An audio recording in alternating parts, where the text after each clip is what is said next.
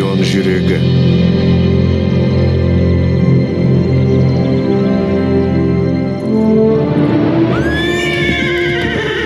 Тыныш, балақай. Эй, балақай. Сен қауіпсіз жердесің. Міне болды. Біз отбасы емеспіз бе? Оу.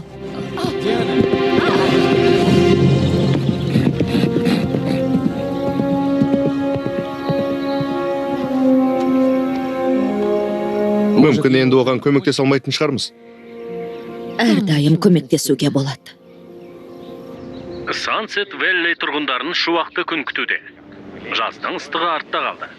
Биік шөлдерде әлі де найзағай ойнауы мүмкін. Дегенмен аспан ашық болады.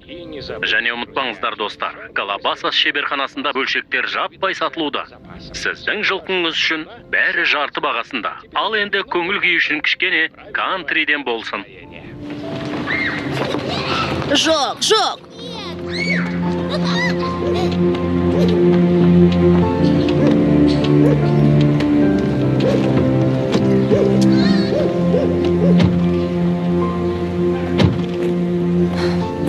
Бұл уақытша ғана. Аяғымызға тұрып алғанша. Іші жақсырақ.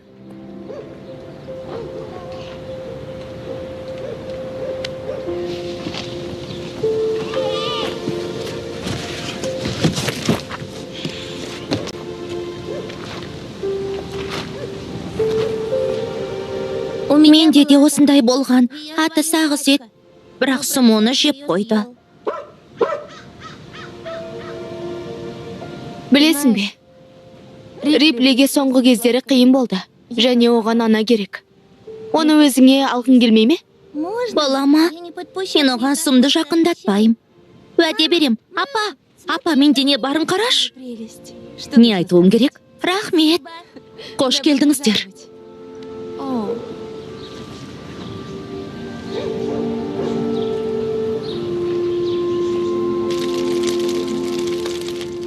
Саған сифон жөндеуді үйретейін бе?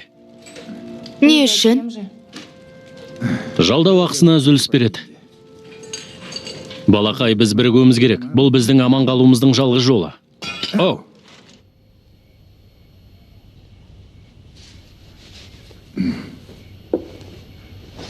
Так. Құдайым, аз болса да ризық несібең үшін рахмет айтамыз. Барлық өзгерістерден жеңіл өтуге көмектесе көр.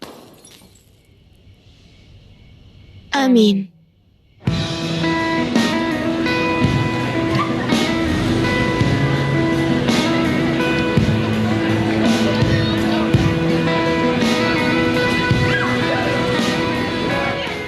Дайынсың ба?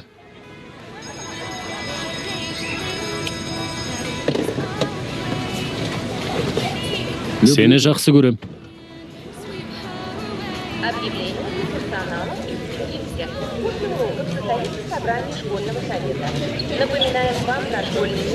Еріншек динозаврды не деп атайды? Кешіріңіз. Бос цараптыр.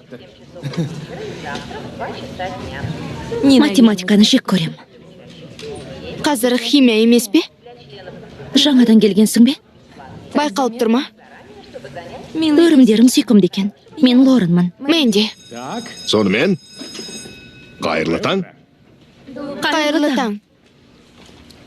Бұл судың түсі қандай екенін маған кім айтып береді? Химияны жек көрем. Қане, қиялдарыңды қосыңдар. Өз көзқарастарыңды шектемеуге тырысыңдар. Жақсы ма? Ал, нұсқалар бар ма?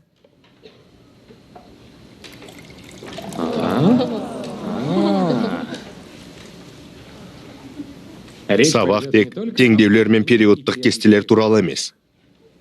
Трансформация жайлы болады. Бұл керемет болды. Иә. Сәлем. Сәлем. Бұл сабақтың бірінші ережесі қасықты жаламау. Сенің әкеңді жұмыстан шығарып жіберді ме? Иә, қысқартуға түсіп қалды. Сондықтан бірінші мүмкіндікті жібермеуге тура келді. Ал анаң ше? Брэдлидің жаңа шаш үлгісін көрдің бе? Сәлем, Брэдли. Бізбен түскі ас ішкің келмей ме? Рахмет. Бірақ біз басқа жаққа бара жатырмыз. О, жақсы. Кездескенше. Қыздар бұл Мэнди. Ол да химияны жек көреді. Мэнди бұл Зои мен Сара. Зои Брэдлиге ғашық. Толғаннан бері. Иә, солай. Мектептегі бірінші күнің бе? Иә, жақында көшіп келдік. Қайда тұрасыңдар? Бұл уақытша баспанамыз. Қайда? Риверсайда. Жылжымалы үй паркінде ме? О, жақсы, қызық екен. Ақыры бәріміз химияны жек көреді екенбіз, мүмкін демалыста бірге дайындалармыз. Менің үйімде.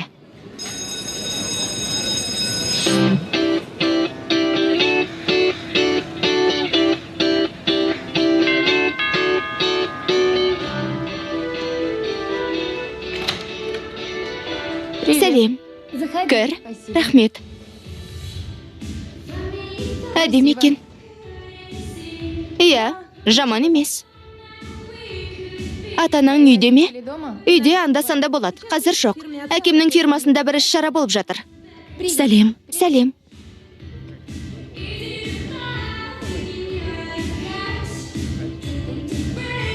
Бұл сен бе? Иә. Енді конкурдан өткен кезім. Жаттықтырушы менің жеңе алатынымды айтты. О, қандай іш пыстырарлық еді. Қызықсыз. Қане енді демалайық. Квадроциклмен шыққыларың келмей ме? Бола ма? Не? Мәре сызығы қайда? Мәре сызығы біз. Жаман емес. Рахмет. Қане Мэнди, енді сенің кезегің. Бізге осында болуға рұқсат етілгеніне сенімдісің бе? Уайымдама, әкем екеуміз үнемі осында жүреміз. Қане өнеріңді көрсет. Енді не болды? Сендер жақта бұлай көңіл көтермей ме? Назар аударыңыздар, жеке аймақ. Кіруге тыйым салынады. Дайынсың ба? Мынаның тежекші қайда? Кеттік!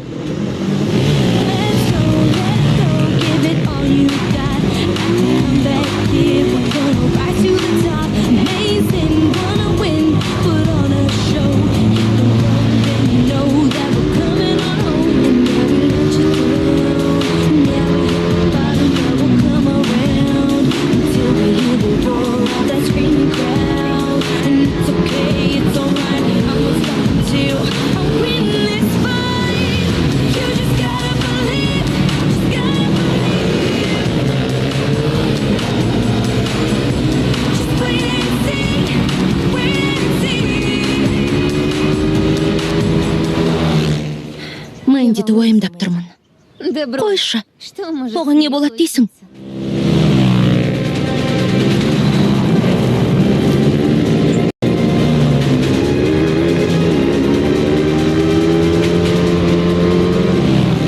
Міне өздері. Қара, ол алдында келеді. Қане Зои, газды бас. Қане, Не болды? құдайым ау, Мэнди.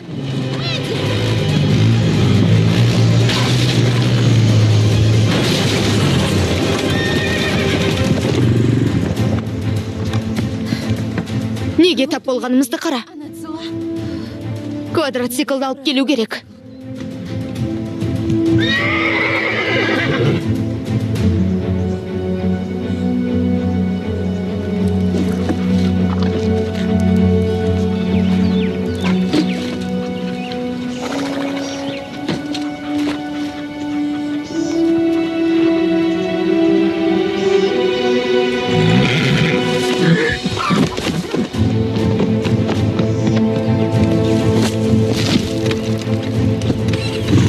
Қане, отыр! Қане! Мұнда не болған?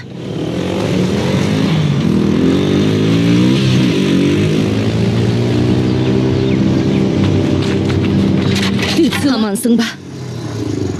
Бұл жерден кетейік. Кеттік. Оны тастап кете алмаймыз ғой. Сенің ұсталғың келе ме? Жүр, кеттік. Иә, Кеттік. кеттік. Ой, ауырып тұрған болар. Мұнда қалай келдің? Мен тежегішті баса алмадым. Атың кім? Элли. Ал, Элли, өзіңнің де жылқыларымның да аман қалғанына қуан. Өкініп тұрмын. Иә, оған шүбәм жоқ. Маған шын есіміңді айтқың келмей ме? Мэнди. Қайда жүргеніңді атаның біле ме? Иә. Негізі сабақ қарауымыз керек еді. Ендеше оларға хабарласайық.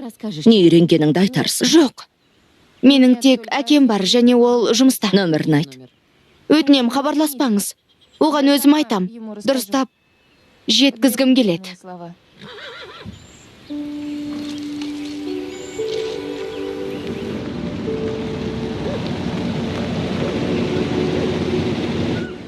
Әкең маған хабарлассын.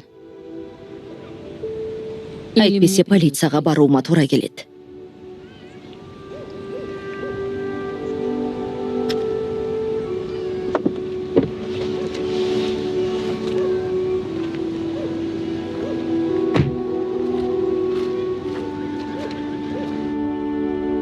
Мэнди.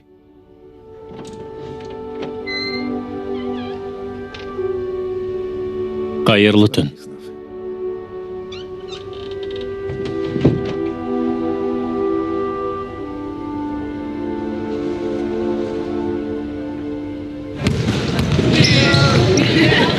Сонымен не болды?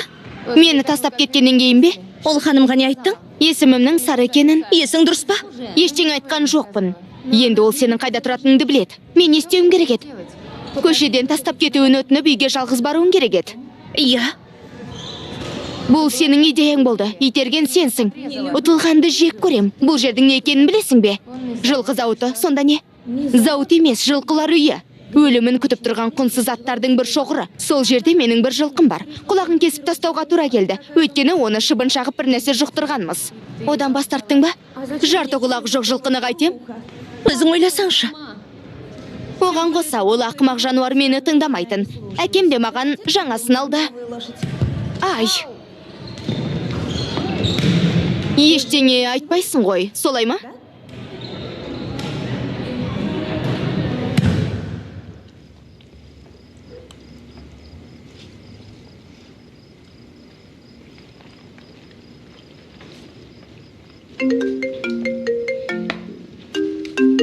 Джек Реннер. Реннер мырза, бұл Диана Вудфорд. Мұның не? Жек көрем. Менің үйге қайтқым келеді. Не болғанын түсіндір. Мұның бәріне солар кінәлі. Мен үйге қайтпақ болғам, бірақ Зои квадроциклдарды алып, соңында мені итеріп жіберді. Ал мен қораға барып соғылдым, ал оның есі... Тоқта, тыныш. Қайда барып соғылдың? Қораға. Біздің жай ғана көңіл көтергіміз келді. Ешкім зардап шеккен жоқ па? Жоқ. Әке, білем. Оған қайта хабарлас, әйтпесе полицияға барады.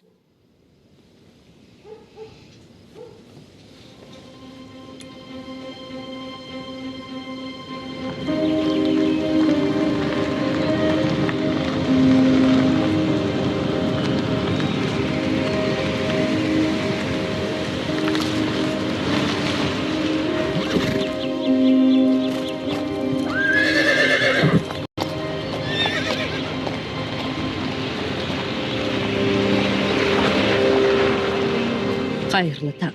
Қайырлы таң.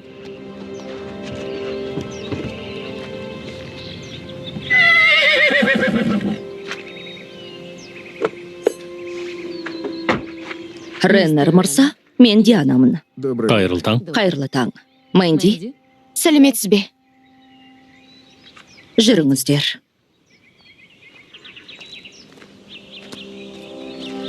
Охо. Одан да жаман болуы мүмкін еді.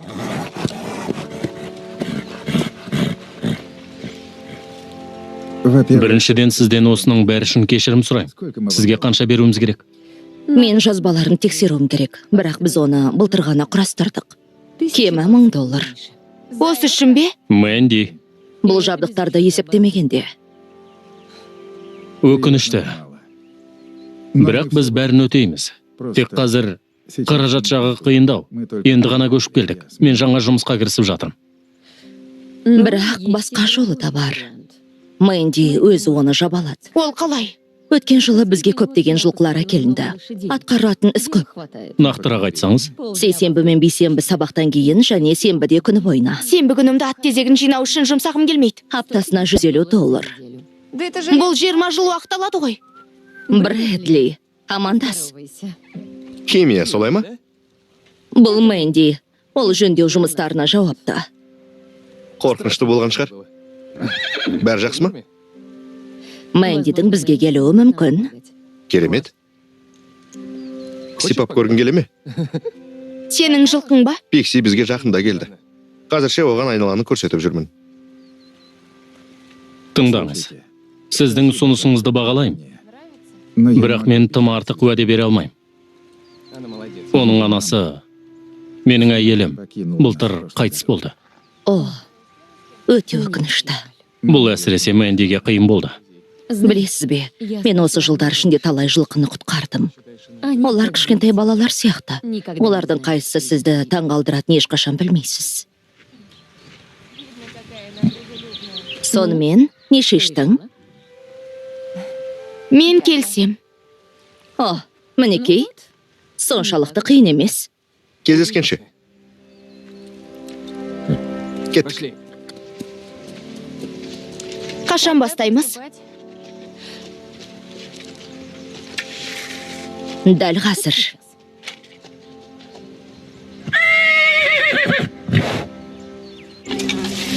Осылай, сенімдірек. Неліктен ол жаман еш шығарады? Бұл нәжіс қой. Көп ойлай бермеуге тырыс. Қане алға, Мэнди. Құрып кеткір. Ай! Фу, жеркенішті. Ана жақта тағы бар. Жетер әке. Оған үйренуге уақыт берейік. Жарайды, жаным. Кездескенше. Маған мұны жариялауым керек.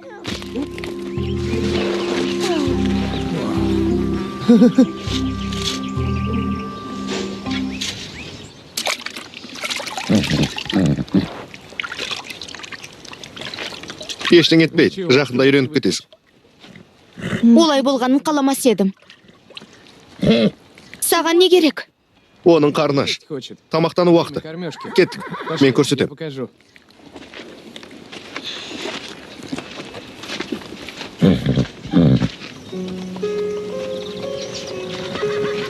Сен жүргізе аласың ғой, солай ма? Иә. Әр жылқы күніне 2 рет 2 үлпек алады.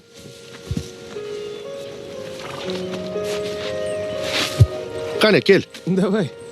Ол өздігінен жүктелмейді. Ай! Ауырып қалды ма? Жоқ. Кел, қарап көрейін. Ештеңе етпейді. Қане, көрейін. Ештеңе етпейді дегенің осы ма? Жедел жәрдем шақырту керек. Басың айналып тұрған жоқ па? Жатқың келмей ме? Жетер. Ұста.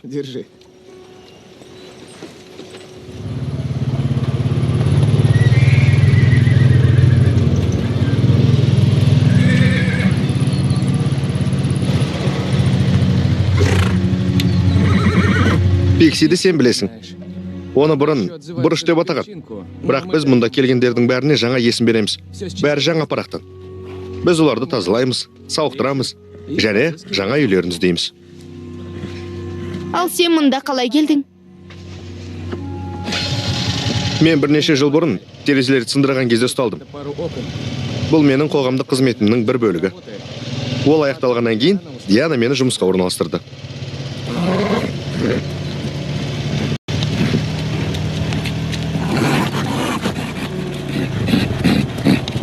Бұл Зоидің жылқысы болу керек. Ол мені онша ұнатпайтын сияқты. Оған уақыт керек. Меніңше, ол оған өте қатал болды. Ол маған оның құлағы туралы айтты. Иә, бірақ ол сауығып келеді. Айтшы, жігітім. Сен батырсың ғой. Жей ғой. Ол фрак киіп алғандай. Міне, жақсы есімде табылды. Ұста фрак. Бері кел. Абайла, ол өте жылдам.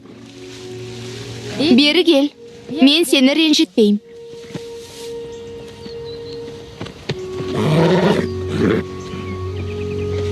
кейде олар эмоционалды түрде қалпына келмейді. Түсінесің бе?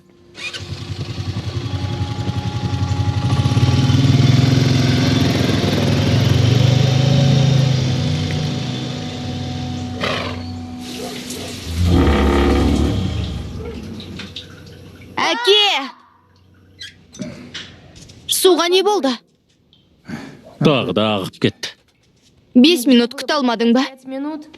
Сен ол жерде 1 сағат болдың. Маған жөндеуге көмектесерсің. Айтпақшы, дәретханада су ақпай тұр. Ас болсын. Фу, Ұнамаса өзің дайында. менің тырнақтарымның асты толған нәжіс. Керек емес. Мені осылай жасауға мәжбүрлегеніңе сен алмай тұрмын. Бұл қорлау.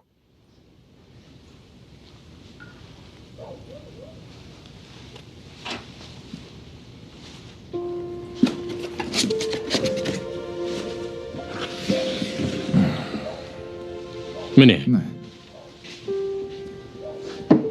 Мүмкін осымен ыңғайлырақ болар. Бұл анамдікі ме?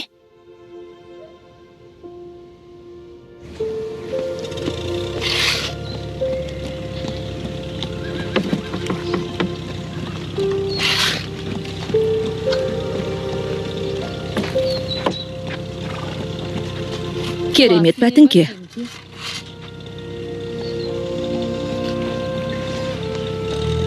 Кеттік. Қайда тастау керектігін көрсетейін.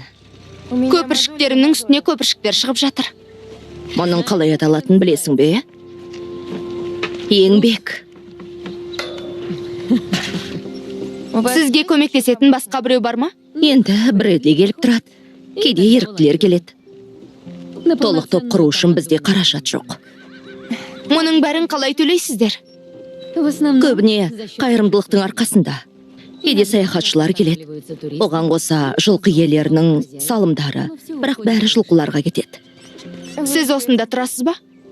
Иә, отбасым жоқ болған. Бірақ қазір жоқ. Жылқылар маған балаларым сияқты. Міне келдік. Анау жаққа таста. Шын айтып тұрсыз ба? Абайла, егер құлап қалсаң, сені оның арасынан табуымыз екіталай.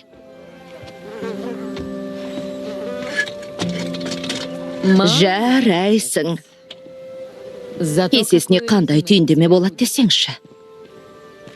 Осыны аяқтаған соң, Брэдлиге көмектес.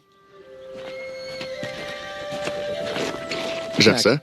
Бірінші аттарақпен тарап шығамыз. Кейін барлық кірді қатты щеткамен тазалаймыз. Кейін су сабынымен жуамыз. Тек абайла, қатты судың қажеті жоқ. Иә, осылай. Сұрақ қоюға бола ма? Иә, Терезелерді неге сындырдың? ашуландым. Көбіне әкеме. Мен не істесем де оған ұнамайтын. Таныш жағдай. Сенің әкең жақсы болып көрінеді. Бізде ортақ ештеңе жоқ. Сен оған көмектесуге тырысып көрдің бе? Түсінбедім. Менің әкем радио қабылдағыштарды жөндейді. Және бір кезде мен өз көмегімді ұсындым. Және маған ұнады. Немесе онда тек ескі түтіктер мен ескі заттар. Нәтижесінде біз әуесқой радио байланысын құрдық. Енді әлемнің кез келген жеріндегі адамдармен сөйлесе аламыз. Қандай керемет. Иә, бәрін де реттеуге болады. Ей, Мен олай жасағым келмеген, кешір. Болды. Өзің сұрандың. жоқ, керек емес. Солай ма? Сұрағаныңды алдым. Қазір. Қане? Жоқ. Болды, жетер. Жетер дейім. Доғар.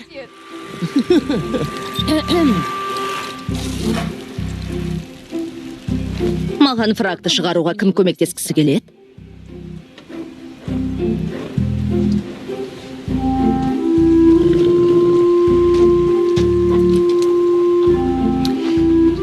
Рахмет. Жүр. Енді оның есімі бар. Иә, фрак. Қызық. Бұл жерде классика атымен жоқ. Шығару дегеніңіз қалай? Олар дүңгіршектерінде тым ұзақ тұрғанда ашуланады. Тура сен сияқты, сондықтан біз олардың еркін жүруіне мүмкіндік береміз. Таңғышты шешіп тастағансыз ба? Иә, жақсы жазылып кетті. Қане, тыныш. Мұның не?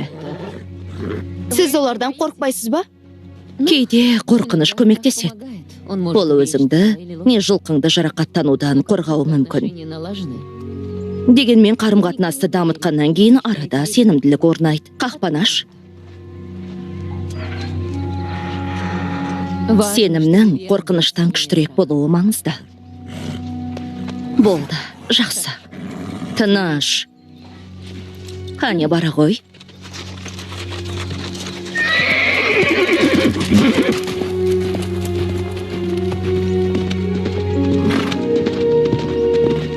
Сондай күшті.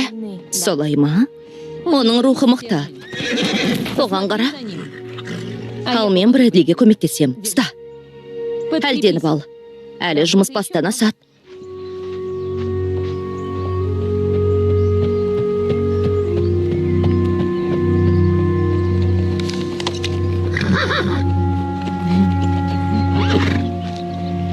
Жейсің бе?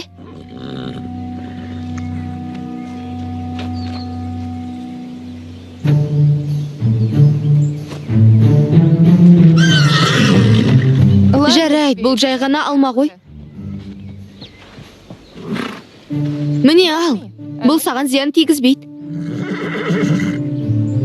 Жарайды, қалауың білсін.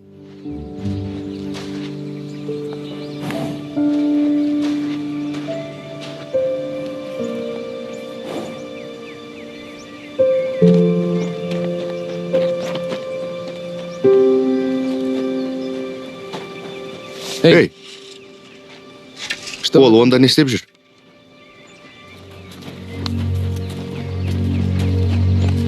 Тоқта. Қара.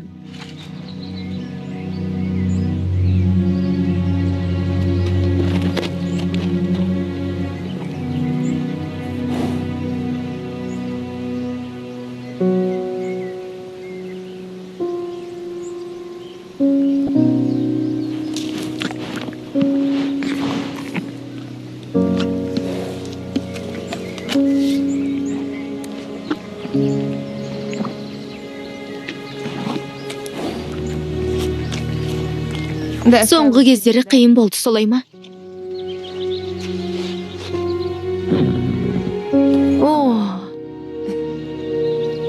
Кешір, басқа жоқ. Келесі жолы алып келем. Ей, қойсаңшы енді. Айттым ғой, басқа жоқ. Бар, жүгіріп қайт. Соншалықты жаман емес сияқтысың. Ал сендер достасып алыпсыңдар. Оған алманы айтын сияқты. Тек алма ғана емес.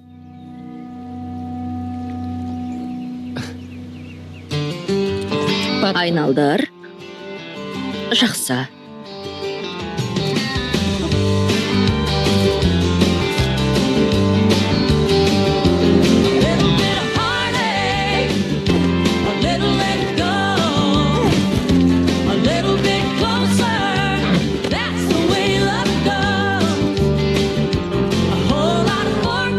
Керемет.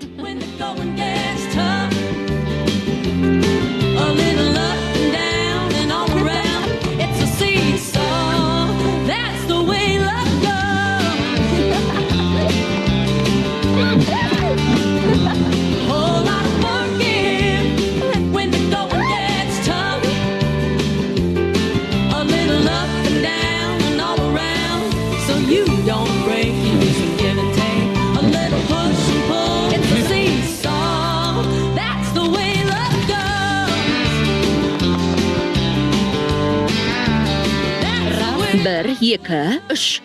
Ақылдым. Шық. Екінші аяғың.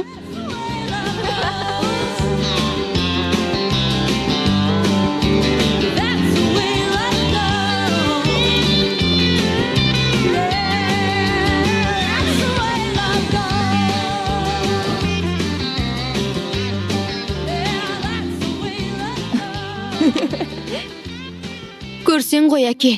Мен оның мойнына шығып алыппын. Ол мені арқасына лақтырып жіберді де жүгіре жөнелді. Нағыз ковбой. Зоидың оны жай ғана лақтырып жібергеніне сен алар емеспін. Оның бірдеңесі бар, және ол мені түсінеді. Ақыры біреу табылды. Бұрағышты беріп жібер. Ашық есік күніне Дианаға келесің бе, әке? Жұмыстан соң баруға тырысам. Неге бұл жерді жалғалдық? Мұнда бәрі құлап жатыр. Мұнда бәрін жөндеуге болады. Қане, қос. Әне? Ха.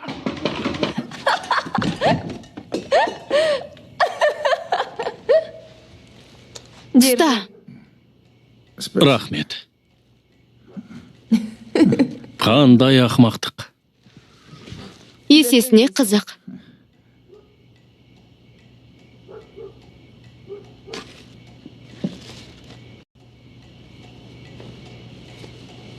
Бізде анамның ескі тігін жинағы бар ма? Білмейм. Бар шығар. Қарап көр.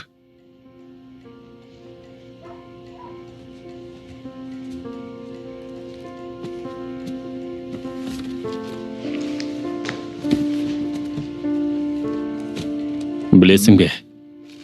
Сенің анаң жүкті екенін атпен серуендеп жүргенімізде білген. Рас па? Иә. Айдахода достарымызбен серуендеп жүргенбіз. Оның жағдайы нашарлаған соң біз тоқтадық. Ал достарымыз әр қарай кетті. Сол шалғында екеуміз ғана отырғанымыз есімде. Шексіз алқапқа қарап, таңғажайып күннің батуын тамашаладық. Мінсіз. Ал қайтқан соң тест жасады. Көп замай сен пайда болдың. Бұл кезде кішкентай едің әрине.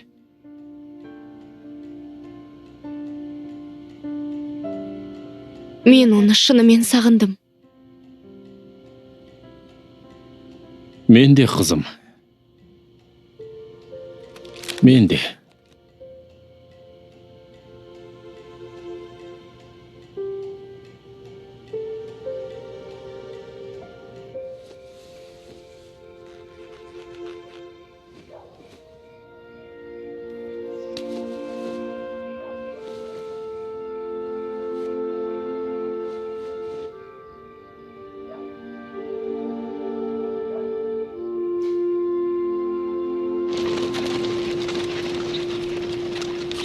Бүгін көңілсіз сияқтысың.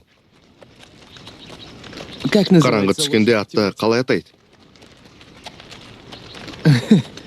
Қара ат. Бәйге аттары қалай жейді? Шауып жүріп жейді. Күлкілі ғой. Иә. Жылқылар кофені немен ішеді? Түсінсен бұйырмасын. Сұлы сүтімен. Бұл кім? Бұл Зои мен оның әкесі. Бұл менің атым ба?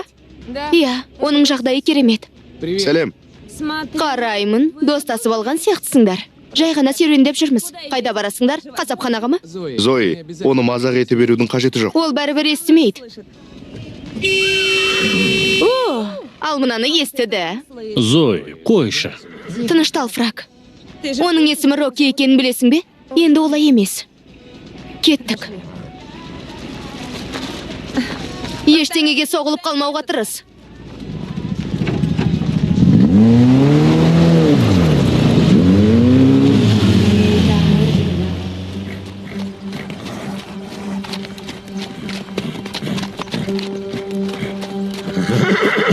Тыныш, балақай. Хей, абайласаңшы. Бәрі жақсы ма? Не болды? Ештеңе. Фрактың бұрынғы есіме жолығып қалды. Ол оның құлағын мазақ етті. О, жаным. Оны тыңдамағанына сенімдімін. Мэнди, кешір, бұл орынсыз болды. Кері қайт.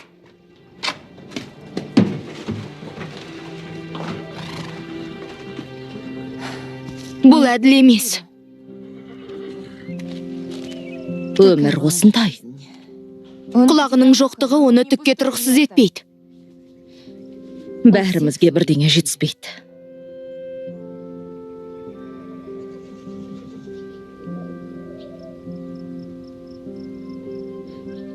Қане жүр. Мен саған бір нәрсе көрсеткім келеді.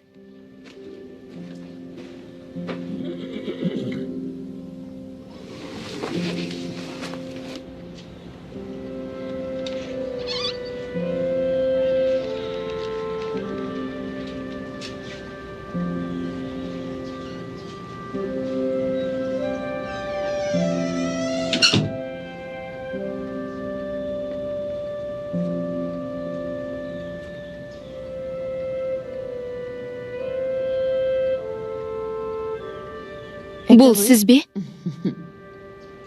Жүр.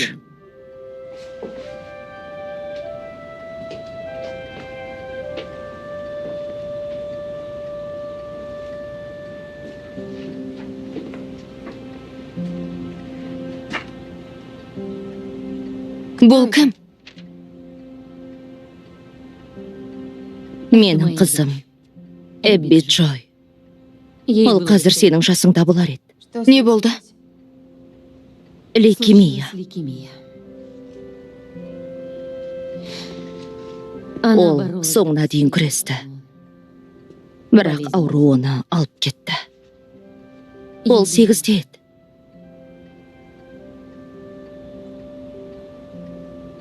Мен сенің нені бастан өткізіп жатқаныңды түсінемін, Мэнди. Сенің жалғыз емес екеніңді білгеніңді қалаймын. Мен де ашуландым. Ауруға ашуландым. Құдайға да. Мен оның өз жоспары барын түсінбейінше ашулана бердім. Түсінесің бе? Жоспар? Бір кезде менің қызым, сенің анаң. Оған сенген кез келген жан қайтадан өмірге келеді. Барлығы қайтып келеді. Фрактың құлағыда ма?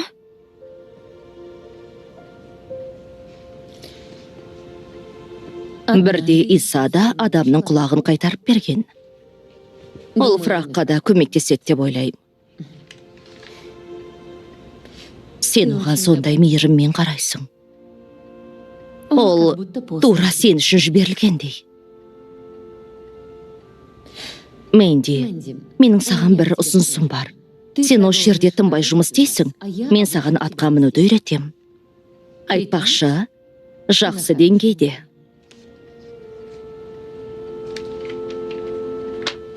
Бұл жай ғана жергілікті шоу, бірақ бұл екеуіңе де жақсы болады деп ойлаймын.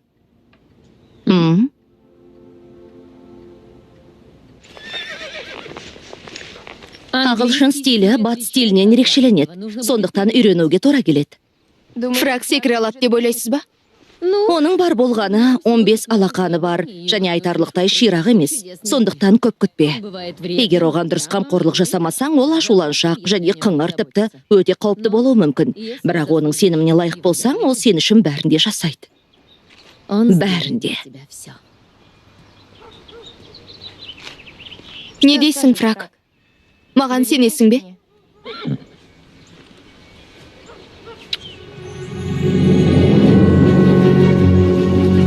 Қолдарың бел тұсында тепе-теңдікті жоғалтпа.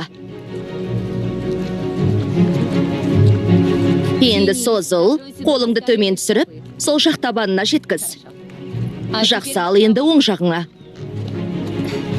Жақсы. Аяғыңды пайдаланып, атпен сөйлесуді үйренуің керек. Өкшемен қыссаң, ол желіске көшеді. Иә.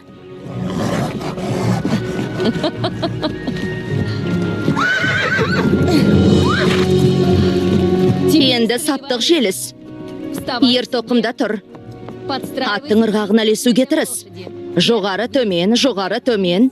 Жоғары төмен, жоғары төмен, жоғары төмен. Жарайсың, жарайсың. Енді қолдарыңды соз. Тепе-теңдікті ұста. Тағы бір рет. Жақсы. Жақсы. Қандай сезімдесің? Ой! Тыныш, тыныш, тыныш. Тағы да көреміз бе?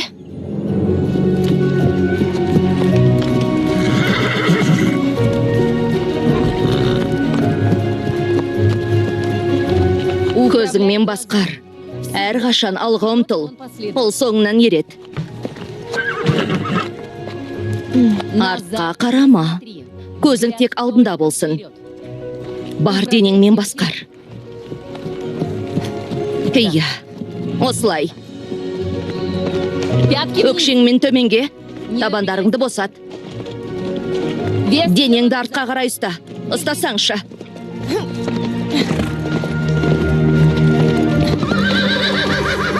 Не болды? Мен ауытқып кеттім. Ол сенің артыңнан ереді. Басыңды көтер, көзің алдында, қане шап.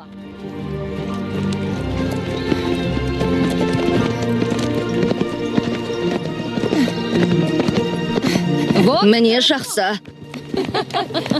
Енді қалай? Жақсырақ. Мұның байқалып тұр. Жарайсың. With a little love, maybe, baby, we'll get a little bit crazy, crazy. Hold on, girl, I'll make your world go round and round and round. With a little love, maybe, baby, you'll always be my little lady. Come on, girl, you make my world go round and round and round, round and round and round.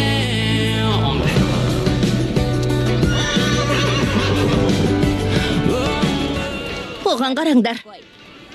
Олар жай ғана балалар, ойымдама досым. Ей, Пикси жаңа үйіне кеткелі жатыр. Құттықтаймын. Рахмет, әкем енді жақсы бағалау керектігін айтты. Өнер көрсететініңді естідім. Мүмкін. Сенімді жауап. Жарайды, кеттік. Кеттік. Қазам? Қараш, қандай әдемі. Күлкілі екен. Оны аламыз ба? Мүмкін. Қарап көрейік. Кеттік.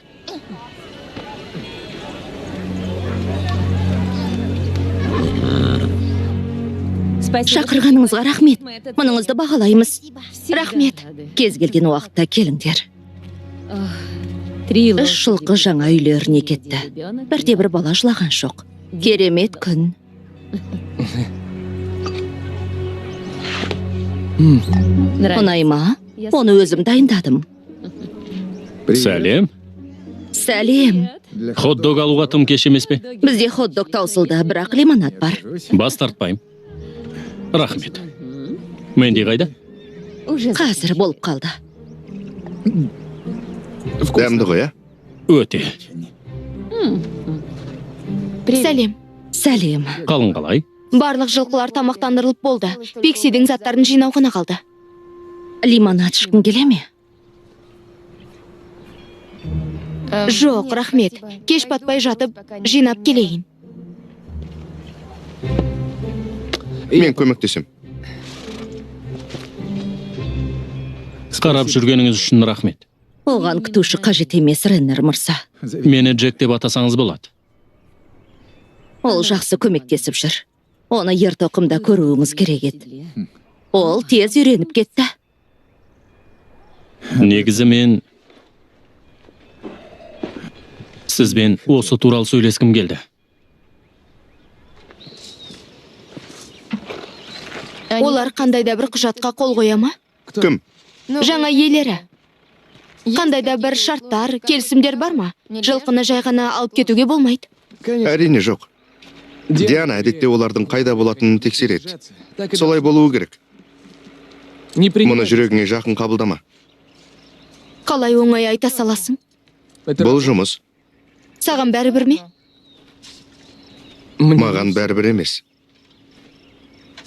Мәселе де сонда. Иә, қоштасу қиын. Бірақ бұл олар үшін ең жақсысы.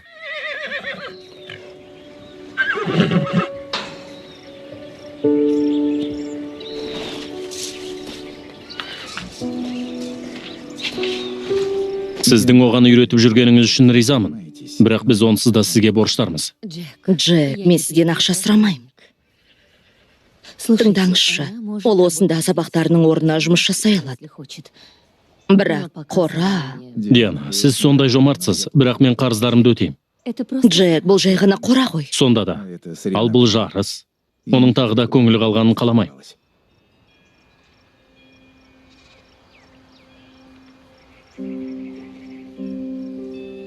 Мен бұл жерді рақым желі деп атадым.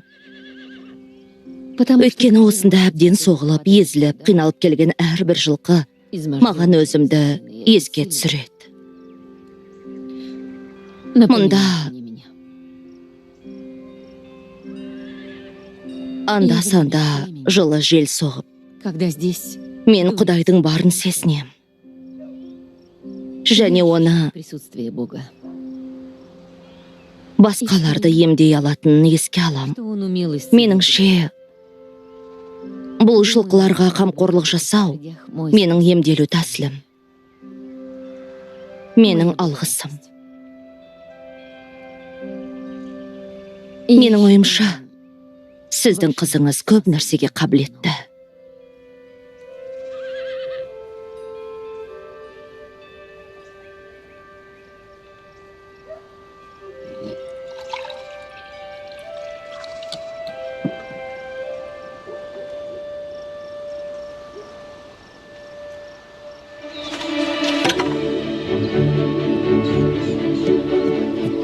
Керемет кедергілер, Брэдли. Тек оларды сындырып алма. 30 сантиметрден бастаймыз. Қызылдың биіктігі қандай? 90. Ол әлі қызыл кедерге дайын емес. Қане? 30 сантиметр. Иә, керемет. Бұдан өттік, тізгінді сәл қатайд. Әрқашан жылқыға көмектес. 2 нүкте. Өкше төмен. Иә, жаман емес.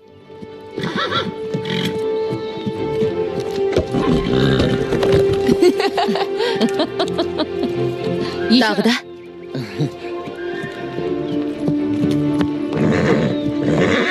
Қане? Онымен жұмсақ бол. Ол енді үйреніп жатыр. Қобалжып тұр. Ол сені сезінеді. Жарайды, түс.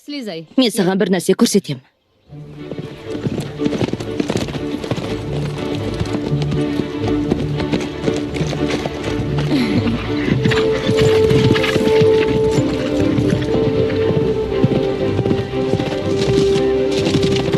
Ого, жақсы екен. Қара, ол келесі кедергіге қарап келеді. Жылқы мұны сезеді. Сондықтан үмітін ақтақсы келеді. Алға.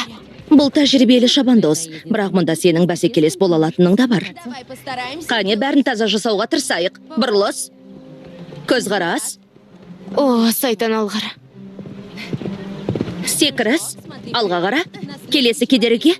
1, 2. 1, 2. Бұл Зои. Тоқта. Санауды жалғастыр. Көзқарас. Иә. Секіріс туралы ойла. Есіме түсті. Аяғыңды тік ұста. Не боп қалды? Бұл бас тарту деп аталады. Бұл үшін кедергіні құлатқандағыдай бал алынады. Зои, мұнда кел, қане тез. Оны Дэби жаттықтырады. Онда еркелей алмайсың. Бұл менің кінәм емес. Бұл сенің кінәң болды. Көзіңді түсіріп, аяғыңды тартып қалдың. Сондықтан ол да тоқтады. Оны басқара алмасаң, басқа жылқы тап. Оны маған жақында сатып алды. Ендеше қолыңнан не келетінін көрсет. Жарайды. Алға. Қане?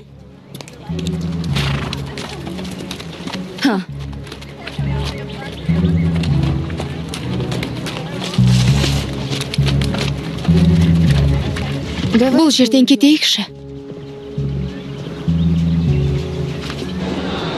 Ей, химия мұғалімнің не айтқанын түсіндің бе? Үлкен қиындықпен. Неге сонша қиын? Сен мені аңдып жүрсің бе? Не? Бейгүнә бола қалмаш. Мен көрдім. Сен ағаштың артында жасырынып тұрдың. Мен жай ғана жаттығуды бақыладым. Неге? Бұл соншалықты маңызды ма? Мен үйренуге тырысып жатырым. Өнер көрсетпексің бе? Көреміз. Не, әлгі бір құлақты мен бе? Зои, жетер. Оны жайына қалдыр. Ол жақсы жылқы. Әділ қазылардың не айтатынын көреміз. Оған батылың жетсе әрине. Кеттік.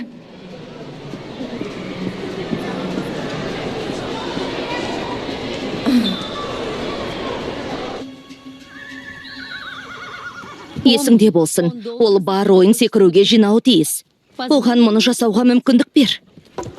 Жарайсың. Ал енді бұрылысқа. Сол аяқ оң тізгін.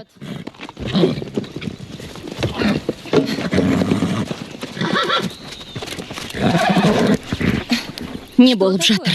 Ештеңе. Шынымды айтсам, сенің ештеңе дегенің шаршата бастады. Ол мұны жасай алады. Және сен де.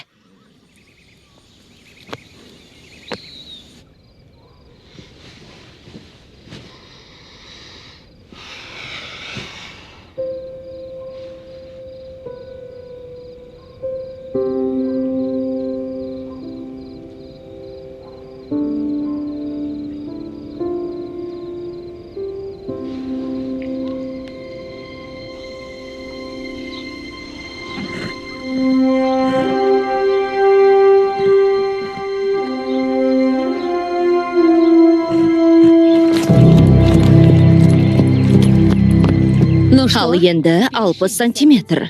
Оған жиналуға көмектес. Керемет. Жарайсың, Мэнди. Иә. Иә. Міне оны енді түсініп жатырсың.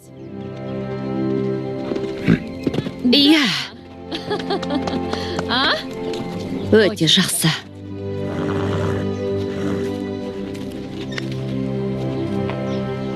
Сендер мұнда не істеп жүрсіңдер? Сен сияқты жай көруге келдік. Бұл жеке сабақ. Бәрі жақсы. Сенімдісің бе? Иә. Бізде жасыратын ештеңе жоқ. Привет. Сәлем. Жол талғамайтын көлікпен жүргің келсе айтсаң болғаны. Жарайды. Қане, Мэнди, қалай жасап едік? Қане, Мэнди. Бәрі келді. Жарайсыңдар. Кәсіпқой болып алыпсың? Жаман емес. Менің жаңа ат алғанымды білесің бе? Не тағыма? Ол бас тартпайды. Оның аты көлеңке. 90-ға секір алады. Брэдли, кедергілерді көтерші. Жоқ, Мэнди, бұл жақсы идея емес. Неге? Оның қолынан келеді. Сенімдімін. Біраз уақыт берейік, жарай ма? Жарайды.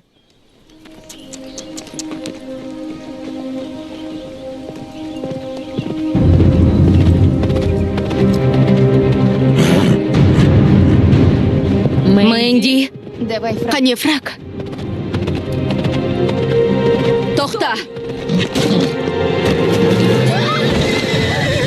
Мэнди, Тоқта. тыныштал. Тыныш. Бәрі жақсы. Тек тынысың тарылып кетті. Демал. Бәрі жақсы. Сүйектерің аман ба? Мұның нағыз ақмақтық болды. Диана. Мынаны қараңызшы. Оған не болды?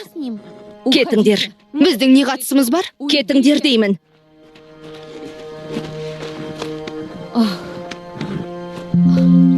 Жүр, Лоран. Мэнди, амансың ба? Жақсың ба? Жүр.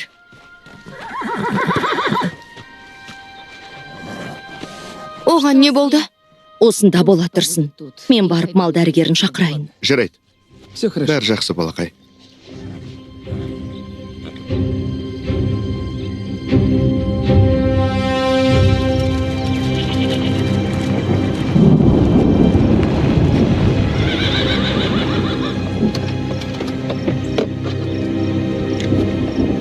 Не болды? Зои келді. Ал мен кедергіні соғып кеттім. Оның аяғы сынған болуы мүмкін. О, Мэнди. Өзім де білем.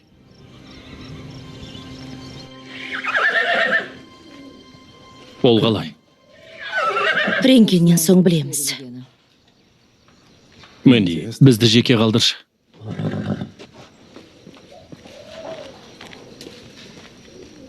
Менің қорыққаным да осы еді.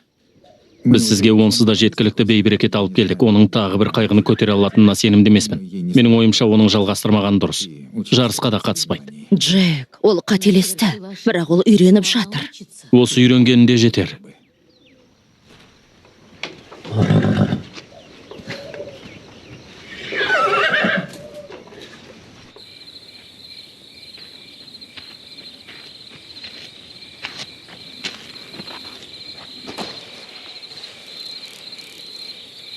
Қалайсың? Жаман. Өте жаман. Бәрі маған қарсы. Зои да артымнан қалмайды. Әкем де ашулы. Мені ұстап алып кеткенде менің де әкем қатты ашуланған. Ал мен қуандым. Ойлаш, оны ашуландырып, өзімді жеңіске жеткендей сезіндім. Мені бөлімшеден алып кеткенде, ол айғайлағысы келген болар. Бірақ айғайламады. Жай ғана үйге алып барды. Бір сөзді айтпады.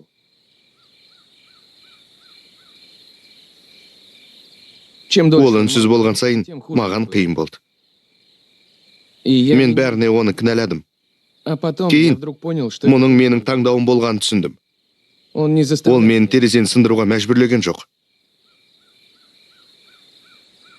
Біз үйге келгенде, ол менен қандай адам болғым келетіні жайлы сұрады. Тек өзін ойлап, өз қиындықтарына басқаларды кінәлайтын адам ба? Әлде өзіңнің үздік үлгіңді тауып, адамдарға мейіріммен қарағың келе ме? Жақсы сұрақ. Сондықтан сенің қандай адам болғың келеді?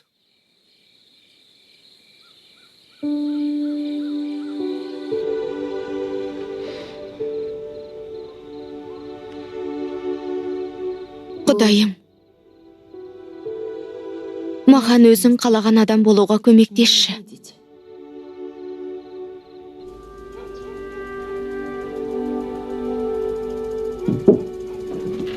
Оян, балақай.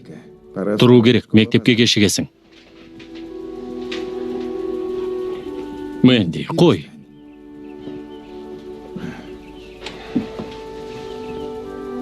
Емделуге уақыт керек. Оны көре аламын ба? Меніңше бұл жақсы ой емес. Сен анамның артынан ауруханаға күнде баратынсың. Мэнди, бұл басқа. Мен үшін олай емес. Білем, мен кінәлімін. Бірақ ол менің жақын досым. Мен секіріп, лайықты екенімізді дәлелдегім келген. Мен тек басталған нәрсені аяқтағым келді. Бары осы. Өзімді осылай ұстағаным үшін кешір. Бергел. Мэнди, қызым, мен сені жақсы көрем. Мен де сені жақсы көрем.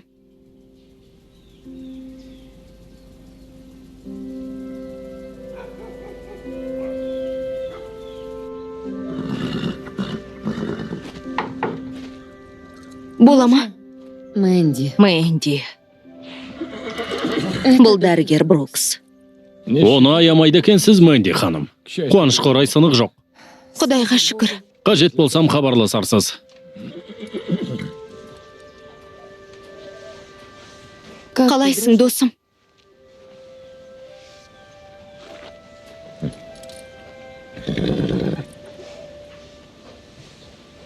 Сенім нәзік нәрсе. Мен сізге қаншалықты риза екенімді айтпаған сияқтымын. Сіз көмектесуге міндеттемес едіңіз. Тыңда, маған бірнеше күнге кету керек. Фрактың жаңа үйін көріп келуім керек. Брэдли екеуің осы жерді қадағалайсыңдар деп үміттенем.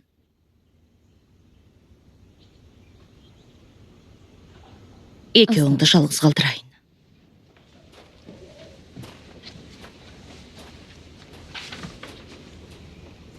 Ал, досым.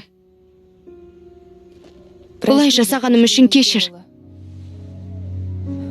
Саған зиян келтіргім келген жоқ. Тек Зоидің сенің қолыңнан, біздің қолымыздан не келетінін көргенін қаладым. Бәрі жақсы болады. Сенесің бе?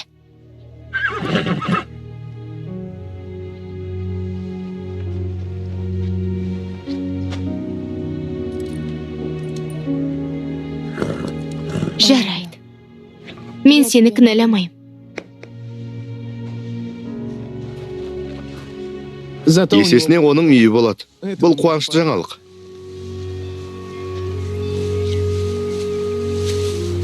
Тек мен бәрін ренжіттім.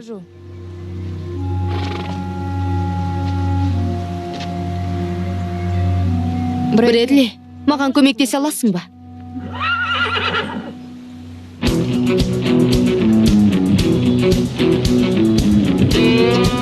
Сіздерге қуана-қуана көмектесем. Сізге үлкен рахмет. Ауыр емес пе? Жоқ.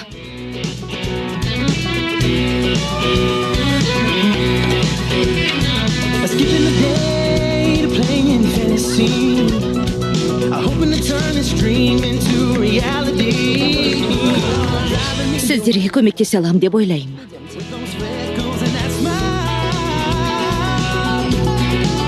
Қалай, таңдадыңдар ма? Иә. Жүгені қалды. Қане жүріңдер. Жарайсың, түзу ұста.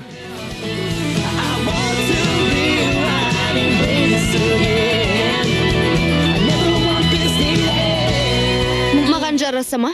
Маған ше? Жақсы ма?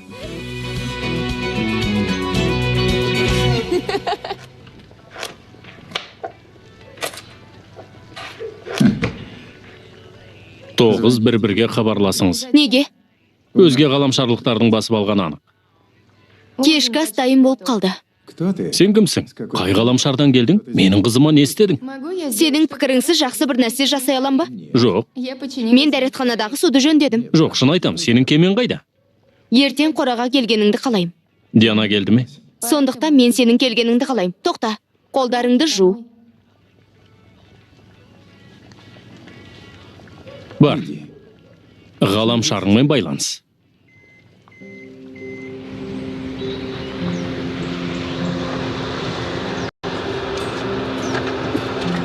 Сәлем, Джек.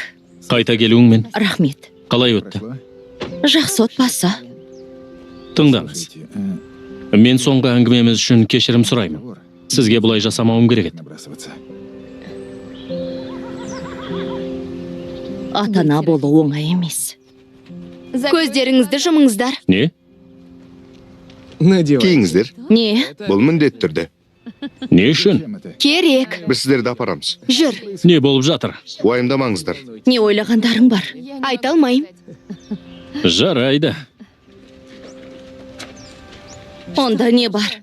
Ал дайынсыңдар ма? Мүмкін.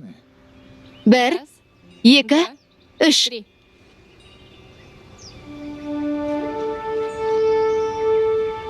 О, бұл не?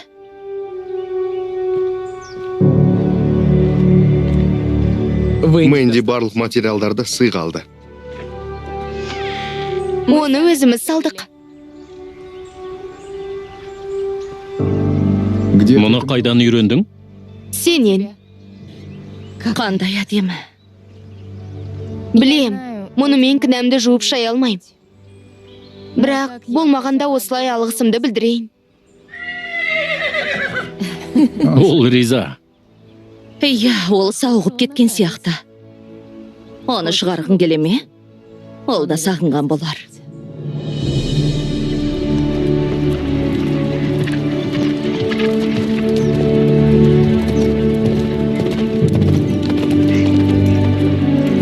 Давай за... Қане балақай. Сенің қолыңнан келеді, Мэнди. Жақсы. Жаман емес сияқты.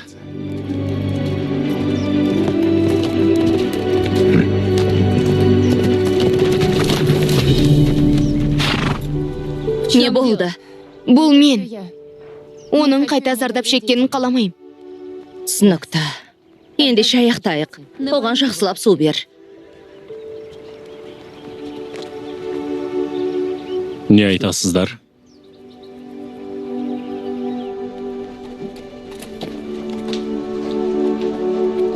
Мен сені жақсы көрем, Фрак. Саған зиян тигізгім келген жоқ. Уәде берем, бұл қайталанбайды.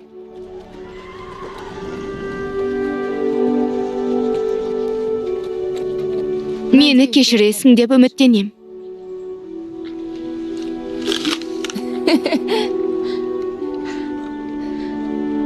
Ал, мен не деп едім? Білмеймін, меніңше. Ол өнер көрсетуге дайын. Не? Не дейсің? Мұны қалайсың ба? Иә. Иә.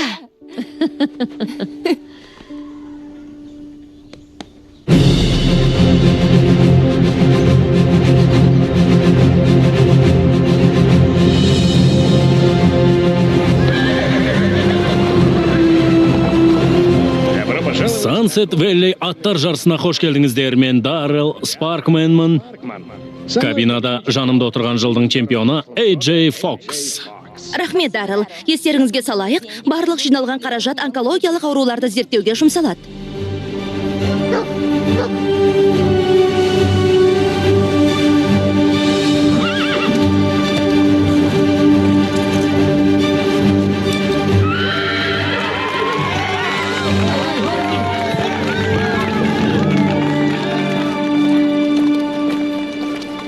Сені мақтан тұтам.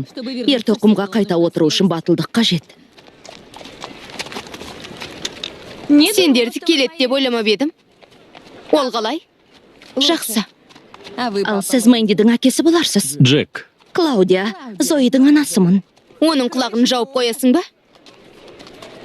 Мен бұл жылқыға сенбес едім. Ол кейде сотқарланады. Мен жақында кімнің қалай таңғалдыратын біліп болмайтынын түсіндім. Сәттілік. Жүр, Зои. Көп үміттенбе. Мен ұтылғанды жек көрем.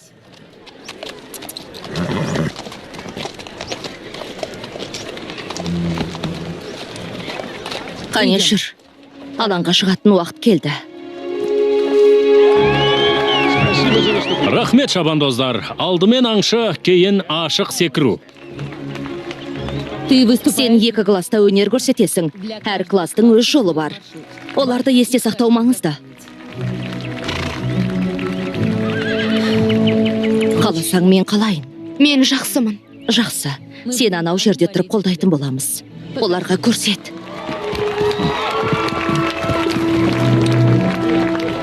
Ол қалай? Ойыннан Зоиды шығарып тастаса жақсы болар еді. Келесі 246 нөмірлі шабандоз Зои Коллоуэй. Әне ол! Алға, Зои! Иә!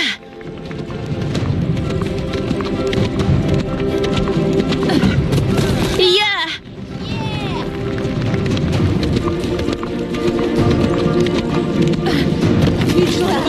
Жарайсың.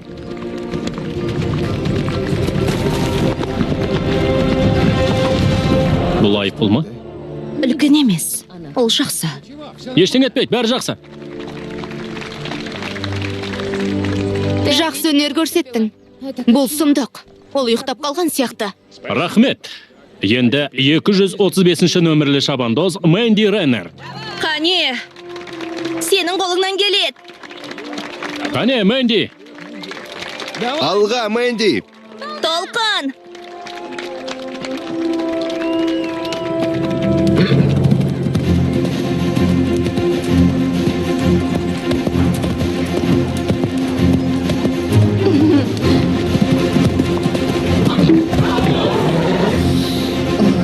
Ол асығып жатыр.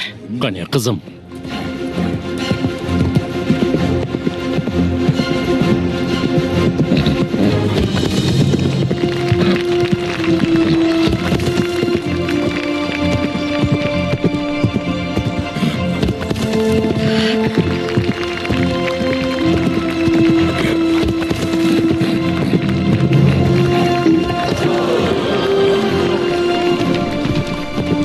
Жарайсың, Мэнди.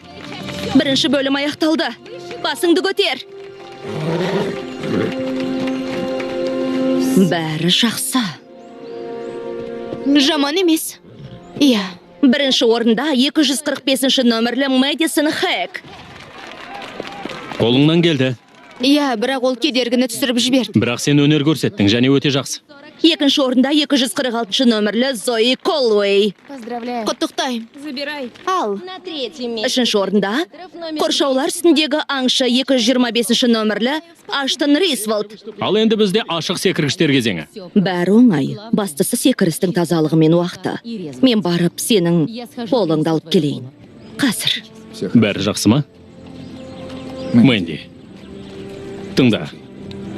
Мен сенімен мақтанам. Анаңның да қатты мақтан етеріне сенімдімін. Соңғы уақыттарда сенің көздеріңде ерекше от пайда болды. Ал фракта, Мэнди, чемпионның жүрегі бар. Сендердің қолдарыңнан келеді. Ойыңды жинақта. Және өзіңе сен.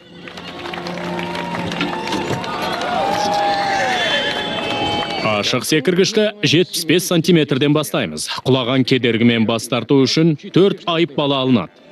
246 нөмірлі шабандоз Зои Колуэйді қарсы алайық. Зои, алға! Зои!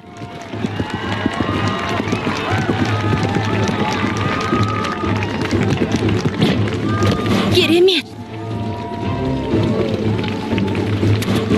Қане, көлеңке. Ақылдым.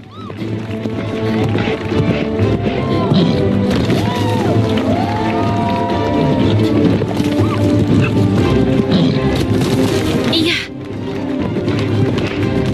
Қане, соңғыса.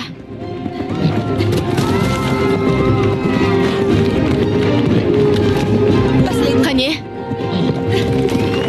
Иә, Зои! Керемет жұмыс. Иә, керемет болмағанда ше. Ал біз 225 нөмірлі шабандоз Аштон Рисволдты шақырамыз.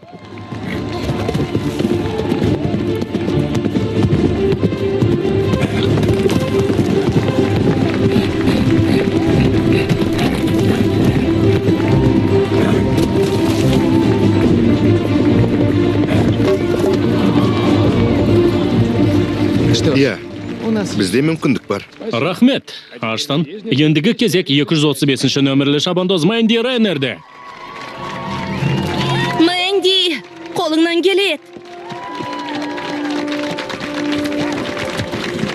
Қане, алға! Бәрі жақсы. Қобалжыма.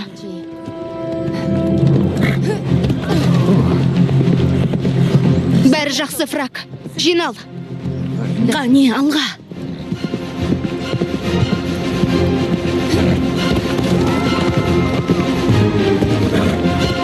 Міне осылай. Жарайсың, біз өттік.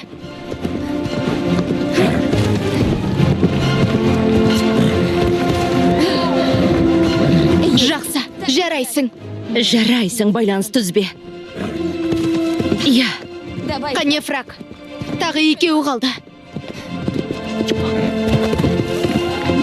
Соңғысы. Иә. Жарайсың. Ол өтті. Қолымыздан келді. Әрең. Оларда байланыс бар. Нәтижесінде секірістері таза болған 2 шабандозымыз бар. Бізде қайта секіру болады. Керемет. Жақсы. Мэнди, құттықтайым. Бұл әлі соң емес. Ол үшін қуану соншалықты қиын ба? Айтасың ау сенде. Сансет Вэллейде қайта секіру кезеңі көп кездесе бермейді. Шабандоздарда 60 секунд уақыт болады.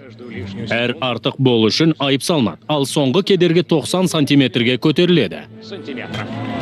Бәрі дұрыс па? Ол сондай биікке секір алмайды. Жарысты бастайтын 246 нөмірлі Зои Колуэй. Сәттілік. Қане, Зои! Егер екеуі де таза өтсе, жылдам өткені жеңіске жетеді. Қане, көлеңке, біз жеңеміз. Алға!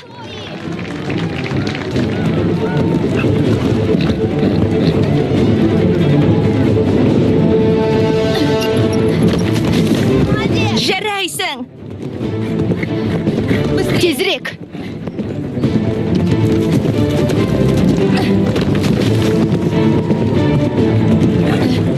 Иә! Қане.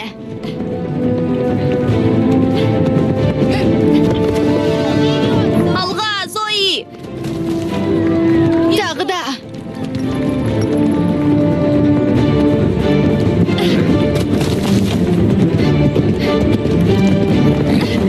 Алға. Соңғысы. Қане, көлеңке. Алға. Сені ме? Нәтиже бойынша уақыты 59-да 1. 4 айып балы. Жарайды. Мүмкіндігің бар деп ойлаймын. Соңғы қоршаудан өтуге сәттілік. Мэнди, бәрі жақсы, мән берме. Саған не болған? Сен өзің шетін ғой. Иә, есімде. Құдайым-ау, бақытыма орай бұл өтті. Мен тым құрығанда басқа адам секілді болып жүрмеймін. Білесің бе? Сенікі дұрыс.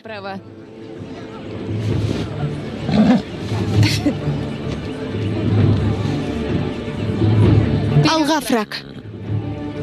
Бір құлақты жылқының не жасай алатынын көрсетейік. Соңғы шабандоз 235-ші нөмірлі шабандоз Мэнди Рейнер. Алға, Мэнди, сенің қолыңнан келеді. Оның қолынан келеді ғой. Болды, досым. Жинал. Алға, Мэнди! Мұны жасайық.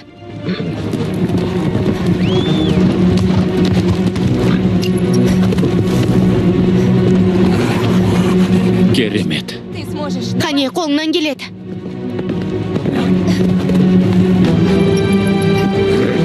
Ол енді іске кірісті. Иә, алға, балақай.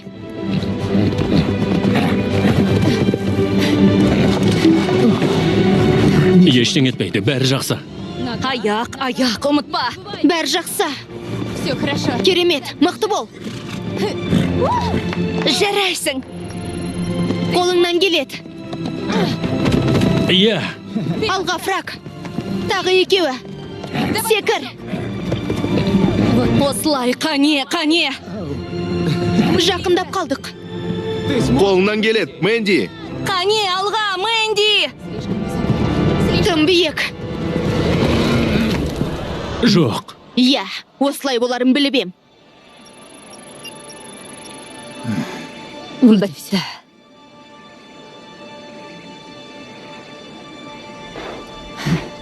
Жарайды, бұл оған тұрмайды. Кеттік.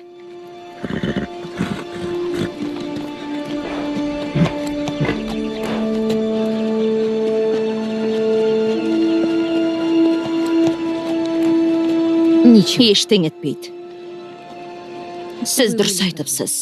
Біз қатты кеттік. Жоқ, оның қолынан келеді. Джек, бәрі бітті. Бұл маңызды емес. Мэнди, сенің қолыңнан келеді. Тағы бір қайталап көр. Қане, Мэнди! Қане, Мэнди, қолыңнан келеді. Басталған істі аяқта, өкінбеу үшін. Тырысып көр, Мэнди! Оған сен! Мэнди! Мэнди! Мэнди! Мэнди! Мэнди! Мэнди! Мэнди! Мэнди! Қане?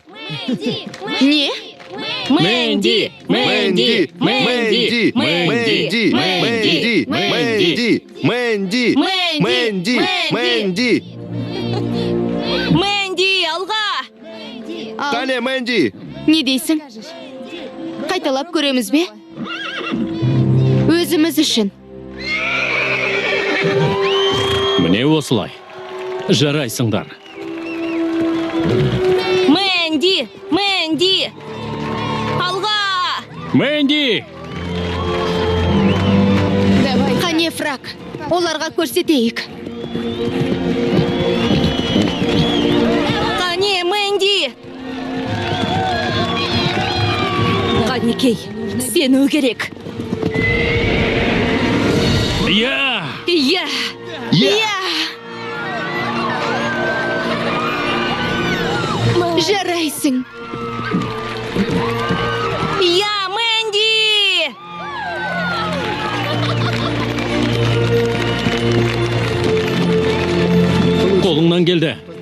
құттықтаймын. Сенің қолыңнан келді. Сен мұны жасадың. Сен мұны жасадың. Біз мұны жасадық. Жарыс жеңімпазы 246 нөмірлі Зои Колуи. Рахмет. Зои, құттықтаймын. Мен де. Екінші орында 235 нөмірлі Мэнди Реннер. Рахмет. Жарайсың, Мэнди. Жаңадан келгендер үшін жаман емес. Шляпа оған ұнайтын сияқты. Тек шляпа ғана емес. Сіздерді құттықтаймын. Фракты ашық есіктер күнінде көріп едік. Оны әлі ешкім алмады ма сонда? Өкінішті. Бірақ иесі табылды. Құттықтаймын. Құттықтаймын. Ал енді топпен сурет. Жақынырақ тұрыңыздар. Дайынсыздар ма? Күлеміз. 1, 2, 3. Ірімшік.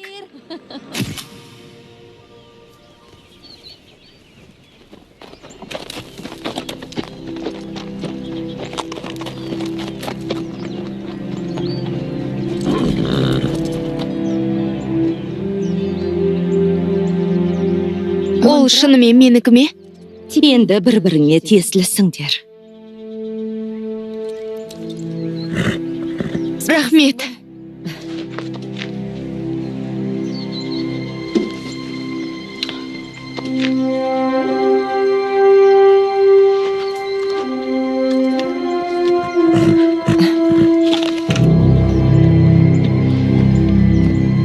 Рахмет.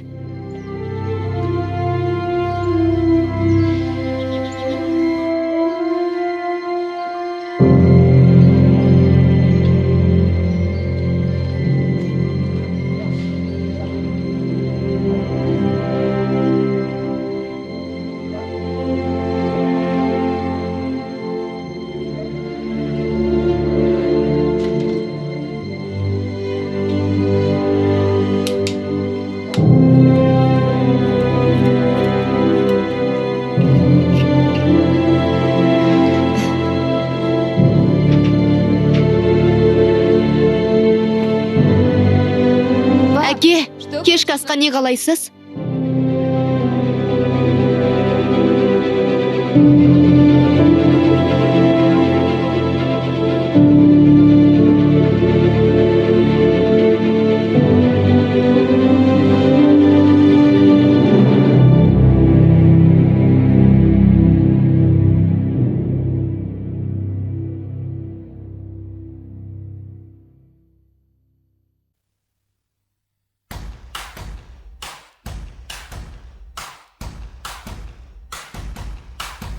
Let's go, let it go, give it all you got. Like a comeback kid, we're gonna rise to the top. Amazing, gonna win, put on a show. Hit the road, then you know that we're coming home. And yeah, we let you down. Yeah, we hit the bottom, but we'll come around until we hear the roar of that screaming crowd. And it's okay, it's alright. I won't stop until I win this fight. You just gotta believe, just gotta believe.